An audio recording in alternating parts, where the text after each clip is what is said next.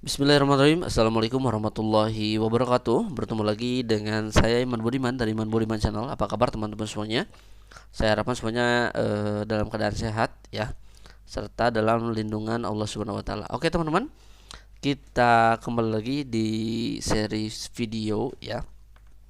Kali ini saya ingin membahas tentang bagaimana seorang guru melakukan perencanaan di awal tahun pembelajaran. Nah, hal ini perlu teman-teman, hal ini perlu untuk kita persiapkan seorang guru bagaimana menghadapi tahun ajaran baru gitu ya. Apa saja yang harus dipersiapkan dan seperti apa mekanisme strategi-strateginya gitu ya. Sekali lagi ini yang saya lakukan teman-teman, yang saya sering lakukan ketika menghadapi tahun ajaran baru ya teman-teman.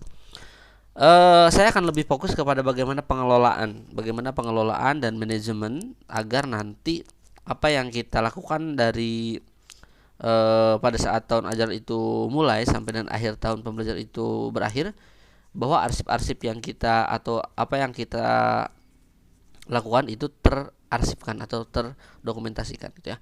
Oke teman-teman, nah biasanya kalau saya akan melakukan pemetaan dulu. Pemetaan dulu kira-kira apa ya yang akan saya lakukan di tahun ajaran baru. Nah, biasanya saya itu sudah ini ya, sudah biasa atau sudah saya lakukan ini beberapa tahun ke belakang. Mungkin ini pas pembelajaran yang paling berharga itu pas Covid ya teman-teman. Bagaimana kita memanajemen dan memetakan pembelajaran daring agar lebih ya walaupun tidak kondusif ya atau tidak seenak seperti kita ngajar di kelas secara langsung, tapi ya mau nggak mau kita lakukan. Nah, dari pengalaman itu sampai sekarang hal-hal yang saya lakukan dulu itu saya terapkan gitu ya. Oke, biasanya saya menggunakan Google Classroom sebagai pemetaan supaya kita tuh lebih enak mengarsipkan. Nah, teman-teman, kita langsung aja mulai ya. Kita langsung aja. Pertama, teman-teman silahkan login dulu ke akun Belajar ID-nya yang dikasih oleh pemerintah atau akun Gmail biasa juga bisa ya teman-teman. Kemudian kita masuk ke Google Classroom. Jadi Google Classroom ini adalah sebuah kelas virtual yang dimana kita bisa menambahkan anak, mengelola tugas, memberikan tugas dan yang lain sebagainya. Nah, teman-teman, di sini saya sudah contohnya nih ada beberapa kelas dari tahun pembelajaran yang lalu dan juga tahun pembelajaran yang akan datang saya sudah petakan. Di sini dari tahun 2023, 2024, kemudian 2000 sekarang yang akan datang itu tahun ajaran baru 2024, 2025 dan yang tahun-tahun sebelumnya saya sudah arsipkan ya di arsip ini. Nah, jangan khawatir ketika kita mengarsipkan kelas di Google Classroom itu kita bisa membuka kembali, teman-teman. Nah, apa yang saya lakukan? Nah, kita coba dulu. Teman-teman boleh nanti saya pandu bagaimana cara membuat kelasnya ya. Kalau saya biasanya itu membuat satu kelas terlebih dahulu. Jadi satu kelas itu kita benar-benar lakukan pemetaan apa yang akan kita lakukan di semester itu, teman-teman ya. Nah, seperti yang saya sudah buat di sini, contohnya ini saya buat kelas 7, kemudian ini tahun pembelajarannya 2024 2025 ya, tahun pembelajarannya. Kemudian untuk pemetaannya biasanya saya langsung di bagian di menu tugas atau classwork di sini, teman-teman. Nah, biasanya di sini saya sudah dipetakan apa saja yang akan saya lakukan. Yang pertama, saya buat kerangkanya dulu, teman-teman. Saya buat kerangkanya dulu. Minimal ketika kita sudah buat kerangka, nanti enak gitu. Apa yang akan kita masukkan karena kan opsional ya. Ketika misalkan di semester 1 kita ada misalkan ada 6 bab gitu ya atau 5 bab. Itu belum tentu tuh dari 5 bab itu kita beres semua materinya. Makanya saya kalau untuk isian babnya saya kosongkan biasanya biar nanti pas pembelajaran gitu. Karena itu kan opsional. Kita menuntaskan bab itu kan bagaimana kita melihat apakah peserta didik itu sudah minimal sudah memahami ya, memahami bukan paham tapi memahami gitu ya. Nah, teman-teman, di sini saya biasanya untuk pertama itu membuat sebuah topik. Yang 5 topik ini adalah namanya adalah referensi belajar. Jadi referensi belajar ini adalah untuk pendukung ya, pendukung pembelajaran yang berkaitan dengan mata pelajaran yang kita geluti gitu atau yang kita ambil.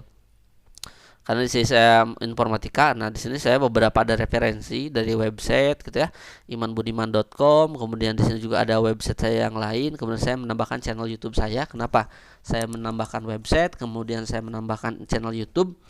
Karena di website saya juga sudah disediakan materi-materi untuk pendukung pembelajaran supaya lebih si anak itu memahami dan mengembangkan dirinya gitu. Jadi tidak terpaku kepada yang di sekolah. Jadi si siswa itu bisa belajar di rumah sambil membaca-baca materi yang berkaitan tentang pembelajaran itu sendiri.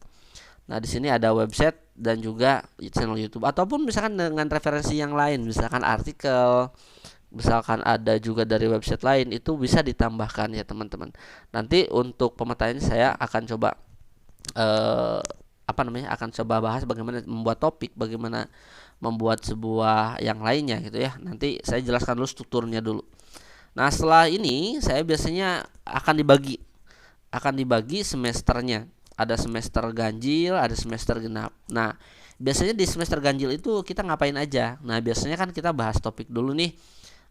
Babnya beberapa, bab 1, bab 2, bab 3. Kemudian di semester 1 juga ada penilaian sumatif tengah semester. Kemudian di ada 2 ujian berarti ya, selain ulangan, bisa juga ulangan harian atau ulangan di akhir bab, itu bisa juga ya kita melakukan tesnya. Nanti kita opsional ditambahkan di sini. Nah, biasanya yang saya buat kerangkanya itu seperti ini teman-teman. Di semester ganjil kita bab 1 titik-titik ini adalah opsional. Saya mampu menyelesaikan bab ini, misalkan kelas 7 informatika ya, berapa bab saya bisa menyelesaikan di semester ganjil ini. Kemudian setelah bersebab misalkan ada PSTS lagi. PSTS itu adalah penilaian sumatif tengah semester. Nah, saya masukkan ke sini. Nanti kalau misalkan kita mau ujian, kita tinggal ditambahkan aja ke topik ini. Kemudian PSAS ini adalah akhir semester ya teman-teman. Nah, nanti kita masukkan sini. Kemudian yang di bagian semester genap ini juga sama ya. Ada PSTS semester genap, kemudian ada PSAT ya, penilaian sumatif akhir tahun. Kemudian kenapa di sini saya tidak menambahkan bab? Nah, nanti babnya akan saya tambahkan ketika nanti semester genap itu bab apa gitu ya. Jadi ini opsional. Nah, referensi seperti ini kita bisa petakan dulu, konsepkan dulu seperti ini. Apakah kita bisa menambahkan RPP ke sini? Itu tentu saja bisa ya. RPP, silabus ini kita bisa manfaatkan di sini. Termasuk mungkin nanti absensi ya. Absensi di sini kita juga bisa tambahkan. Mungkin di lain kesempatan saya akan coba jelaskan. Nah, sekarang kita kembali lagi bagaimana kita membuat kelasnya gitu ya. Membuat kelas di Google Classroom-nya. Oke, kita kembali lagi ke sini. Untuk membuat kelas kita cukup mudah. Kita masuk ke Google Classroom, kemudian kita langsung ke bagian tanda plus ini, kemudian di sini buat kelas. Nah, nama kelasnya apa? Ya, kalau misalkan di sini kita lihat nama kelasnya adalah ini, nama nama sekolahnya ini, kemudian ini ruangnya kelasnya ya, rombelnya, misalkan bisa masuk seperti itu. Kita langsung buat. Oke, kita ikutin aja yang ini ya teman-teman, kelasnya kelas ini, atau gini aja, kita buat ulang. Kita buat ulang. Coba sebentar. Kita akan buat ulang, misalkan buat kelas, nama kelasnya apa? Misalkan kita contoh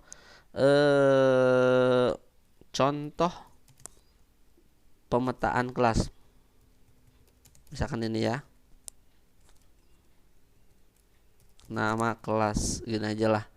Nama kelas bagiannya ini Iman Budiman YouTube gitu ya. Kemudian mata pelajarannya konsep manajemen awal tahun. Kemudian ruangnya 1. Setelah ini kita buat. Oke, nanti jangan khawatir, ini hanya sebagai contoh, nanti kita bisa hapus lagi ya teman-teman. Kita bisa arsipkan, bukan hapus. Nah, di sini sudah ada. Jadi kita sudah bisa membuat kelas ini. Nama kelasnya adalah nama kelas ini ya. Kemudian kita nanti kalau ada kesalahan, misalnya kita ingin rubah nih nama kelas ini jadi nama yang lain, boleh. Kelasnya misalkan apa? Kelas online misalkan ya, kayak gini. Kita simpan. Jadi kita bisa berubah ketika sudah kita buat. Nah, teman-teman bisa langsung melakukan penyesuaian. Apa saja yang akan dilakukan di Google Classroom yang sudah kita buat.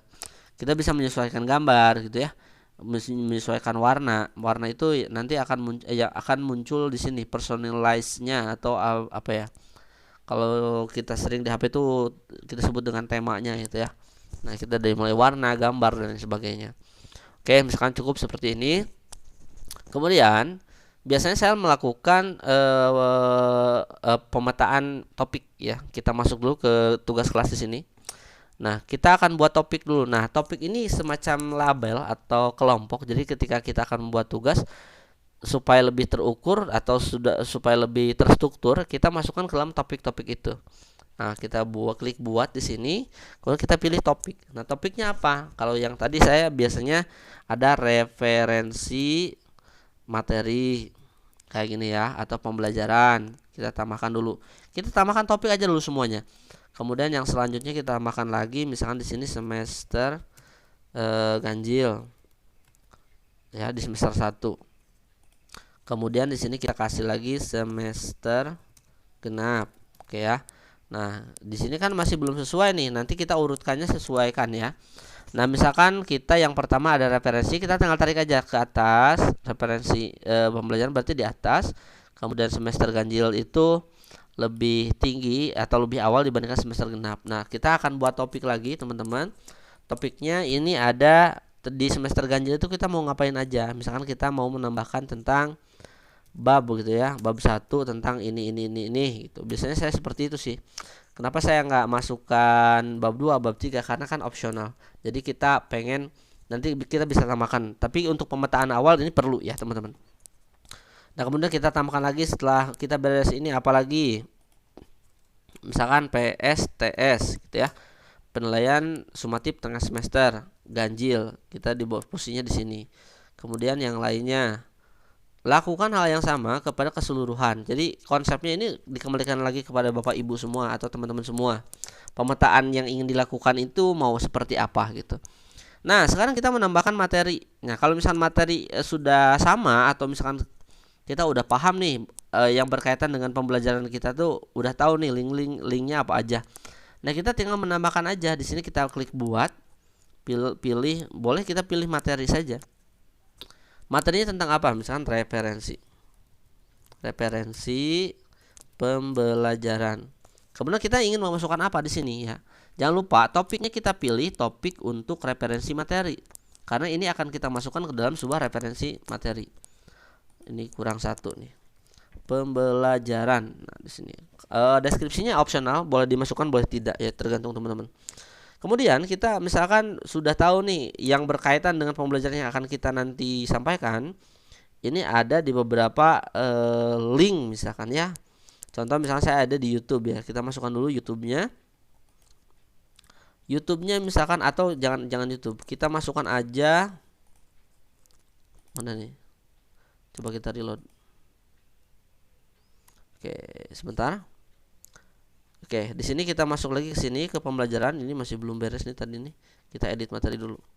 Kita masukkan sebuah link. Linknya apa? Misalkan channel YouTube saya ya, https kemudian www.youtube.com/c/imanbudiman. Kita tambahkan link. Nanti di sini link YouTube-nya akan muncul. Kemudian kita juga punya link yang lain, yaitu tentang link website gitu ya, https imanbudiman.com. Kita tambahkan link juga. Nah, di sini sudah ada Iman Budiman. Misalkan ada lagi website yang kita buat yang berkaitan dengan pembelajaran. Kita masukkan aja teman-teman, https kemudian iman.com.blogspot.com. Nah, di sini misalkan ada lagi nih. Karena kan apa yang saya nanti akan gunakan untuk saran pembelajaran tentang Chromebook. Saya memiliki website lagi namanya tentang seputar Chromebook ya. Area chromebook.blogspot.com. Nah, referensi-referensi ini teman-teman nanti akan kita simpan dan kita lakukan pemetaan. Nah, setelah ini kita langsung posting saja. Nah, jadi kalau kita sudah melakukan pemetaan seperti ini, teman-teman, referensinya kita sudah buat, gitu ya, dan yang lainnya kita sudah buat. Nah, jadi nanti kita tinggal, kalau satu kelas ini udah bisa kita udah di konsepnya udah kita buat, dan kita akan membuat kelas yang lain. Kita cukup menduplikasi atau menyalin untuk kelas ini. Jadi kita nanti tinggal tambah atau bukan tambah ya, rubah nama kelasnya. Nah, caranya gimana? Nih misalnya ini kelas online kan kita sudah pemetaan ya. Sudah dilakukan pemetaan. Jadi teman-teman silakan klik 3.3 di atas ini. Kemudian teman-teman di sini bisa langsung salin. Nah, salinnya ini kita tinggal dirubah nama kelasnya apa. Misalkan kelas online 2 gitu ya. Misalkan ini tetap sama ini ruangnya 2. Klik salin.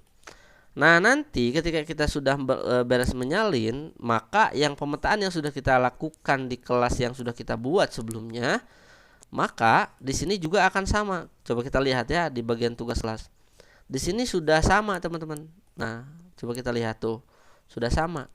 Jadi artinya kita hanya cukup satu saja membuat pemetaannya. Nanti kita tinggal salin kelas gitu ya. Nah, sekarang gimana caranya kita untuk menambahkan siswa ke dalam kelas kita? Ada beberapa cara untuk menambahkan siswa ke dalam kelas kita atau yang ada di Google Classroom. Kita bisa langsung sharekan kodenya, teman-teman ya. Kodenya seperti ini. Atau kita juga bisa menambahkan secara manual di menu orang atau people. Nah, di pengajarnya kan kita sudah pasti kita ya pengajarnya. Di siswa juga bisa nih klik. Kemudian kita tuliskan emailnya atau dengan link undangan. Jadi kalau link undangan si peserta didik itu tinggal diklik saja linknya. Nah, caranya gimana? Bisa dari sini langsung copy atau bisa juga dari sini. Dari icon gerigi ini icon pengaturan, kemudian di sini kita langsung copy.